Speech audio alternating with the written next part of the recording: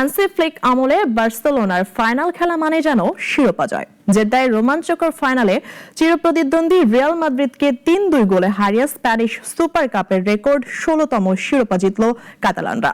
এদিকে ফাইনাল হেরে Real Madrid coach Xabi Alonso বলছেন, এটা মৌসুমের সবচেয়ে অগুরুত্বপূর্ণ ট্রফি।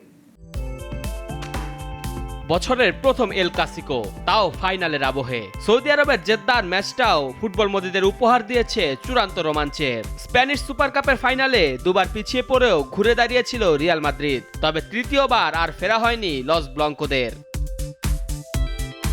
শেষ পর্যন্ত ৩-২ গোলের জয় নিয়ে ট্রফি উল্লাস বার্সেলোনার।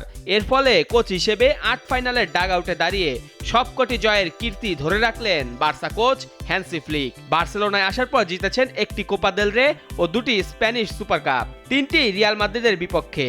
আর বায়ার্নে থাকার সময় ফ্লিক জিতেছেন চ্যাম্পিয়ন্স লিগ, ক্লাব বিশ্বকাপ, UEFA Super Cup, German Cup ও German Super Cup. Spanish Super Cup জিতে ফ্লিকের নজর মৌসুমের বাকি ট্রফিগুলোর দিকে। পরিস্থিতি আগের মৌসুমের মতো নয়। আমরা এবার দেরিতে ছন্দ পেয়েছি, কিন্তু এখন সাফল্য পাচ্ছি এবং দল হিসেবে কাজ করছি। আমার খুব ভালো লাগছে। এদিকে হারের পর হতাশ Real coach Xabi Alonso. Spanish Super কাপকে সবচেয়ে অগুরুত্বপূর্ণ দাবি করে বলেছেন, সামনের দিকে তাকাতে চান তিনি।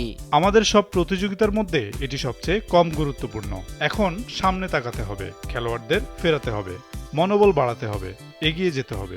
মঙ্গলবার রাতে আবারও মাঠে নামছে রিয়াল মাদ্রিদ। কোপা দেল রের শেষ ১৬ ম্যাচে প্রতিপক্ষ আলবিসেতে। একই প্রতিযোগিতায় বার্সেলোনা খেলবে রেসিং এর বিপক্ষে। মেহেদী হাসান মুন্না, নাগরিক।